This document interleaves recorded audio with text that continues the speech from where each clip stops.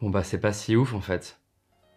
Bon, on a plein de choses à se dire sur la Galaxy Ring. La Galaxy Ring, c'est la première bague connectée de Samsung. Ça fait des années qu'il y a des rumeurs sur ce produit, ça fait des années que des startups essayent de lancer des bagues connectées, et elle a été annoncée en janvier, en même temps que les Galaxy S24, et lancée cet été, en même temps que les Galaxy Z Flip et Z Fold, d'ailleurs le Z Flip 6, super téléphone. Depuis sa sortie, le produit divise pas mal, vous l'avez peut-être vu si vous avez déjà regardé des tests, si vous avez déjà lu des tests. On a notamment le youtubeur Marques Brownlee, qui est sans doute la personne la plus influente dans la tech aujourd'hui, qui dit que le produit est raté, qu'il n'est pas au niveau, et que malheureusement, Samsung s'est un petit peu trompé sur cette première génération. I like the idea of it, but it's just not for me. Est-ce que tout ça c'est vrai? Du coup, ce que j'ai fait ces derniers jours, c'est que j'ai lu pas mal de critiques aux États-Unis, en France. Je les ai notées sur mon carnet et dans cette vidéo, on va les décortiquer une par une. On va revenir sur ce qui crée le plus de critiques aux États-Unis et en France, et je vous donnerai évidemment mon avis. Maintenant voilà, je vais pas vous faire attendre trop longtemps.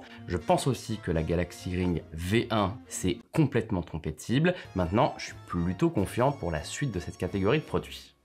L'argument numéro 1 qui revient pas mal, c'est que le produit n'est pas vraiment utilisable 24 heures sur 24, 7 jours sur 7, ce qui est un petit peu dommage vu que l'avantage d'une bague par rapport à une montre, c'est qu'on la porte, qu'on est tranquille, qu'on peut faire sa vie comme si de rien n'était, on n'a pas quelque chose de lourd sur le poignet. Ce qui est dit notamment, ce qui est critiqué dans la presse, c'est le fait que la bague n'est pas très pratique sur la main, qu'elle est un petit peu lourde, qu'elle est visible, que dès qu'on fait une activité physique qui nécessite d'utiliser sa main pour attraper des choses, le youtubeur Marques Brownlee donne l'exemple du frisbee, mais il y en a plein d'autres. Moi j'ai fait du volley avec, je suis allé à la salle de sport avec, et c'est vrai qu'à chaque fois qu'on doit attraper quelque chose, soit l'objet est gênant parce que la bague va un petit peu déranger la prise, soit la bague va se rayer et donc on va l'enlever. Cet argument-là, il est absolument véridique. Je sais qu'il y a plein de gens qui disent que c'est normal de ne pas faire du sport avec des bijoux, je suis d'accord avec ça, mais on parle pas d'un bijou comme les autres. On parle d'un objet connecté dont l'objectif premier est de suivre la santé et le sport. À partir du moment où il ne peut que suivre la marche et la course et que toutes les autres activités physiques ne sont pas traçables, eh bien,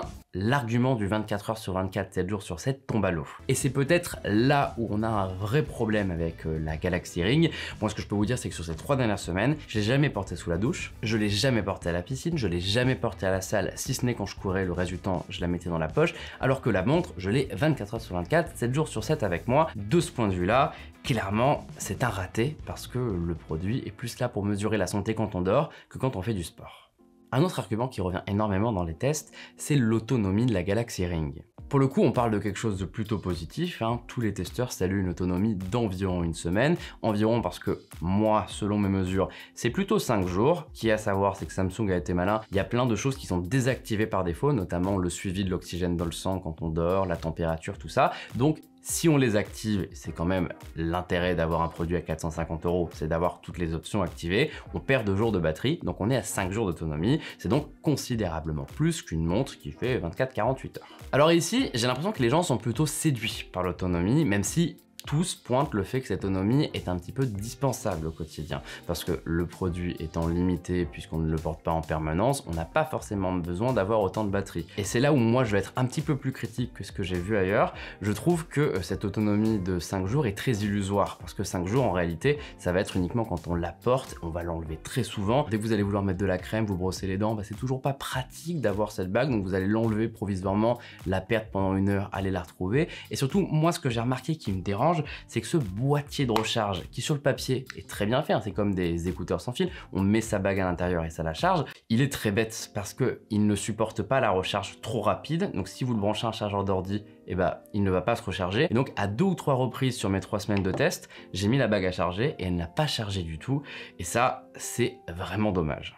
Un autre élément qui est beaucoup revenu dans les critiques, c'est le suivi du sport et de la santé qui ne serait pas très juste d'après pas mal de journalistes et de testeurs. En fait, le premier truc à prendre en compte, c'est que la bague n'a pas d'écran.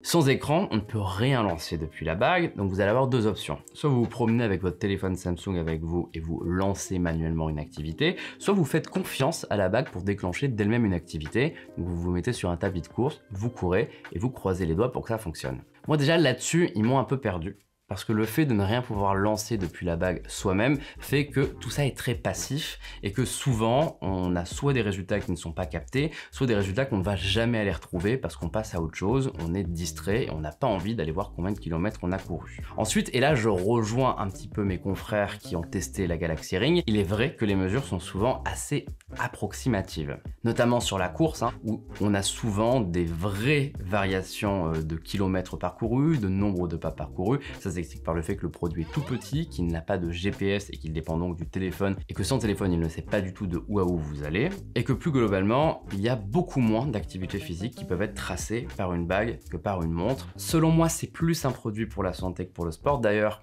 même si beaucoup sont critiques, je trouve que le capteur de rythme cardiaque est plutôt correct, surtout pour une bague.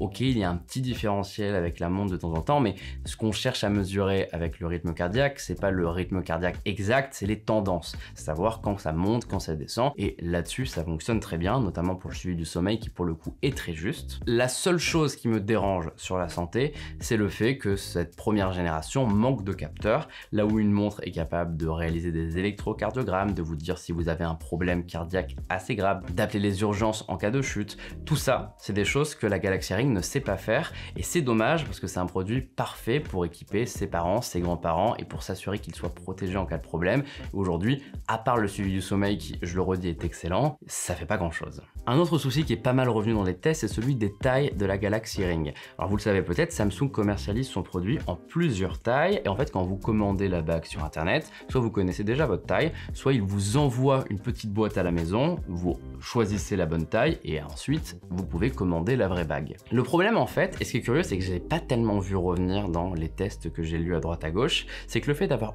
une seule taille qui ne peut pas évoluer dans le temps, c'est extrêmement limitant. Déjà parce que parfois les doigts ils gonflent, notamment quand on fait du sport, et on n'arrive plus vraiment à retirer sa Galaxy Ring, ce qui peut être assez embêtant pour un produit qui peut un peu chauffer et qu'on doit recharger. Ensuite, parce que contrairement à une montre connectée, on ne peut pas prêter la Galaxy Ring, même à quelqu'un qui aimerait l'essayer quelques instants. Moi, le modèle que Samsung m'a envoyé en test, il ne va que sur mon petit doigt, ce qui est déjà pas hyper confortable au quotidien, et il m'est absolument impossible de le mettre sur les autres doigts. Regardez ici, ça va s'arrêter au milieu, ici au tout début du doigt, et c'est hyper problématique au final parce que le produit est très limité, là où ma montre, je peux changer le bracelet, je peux changer de bras, je peux le prêter à un ami. C'est un peu dommage selon moi parce que ce form factor finalement, malgré tous ses avantages, est assez paralysant.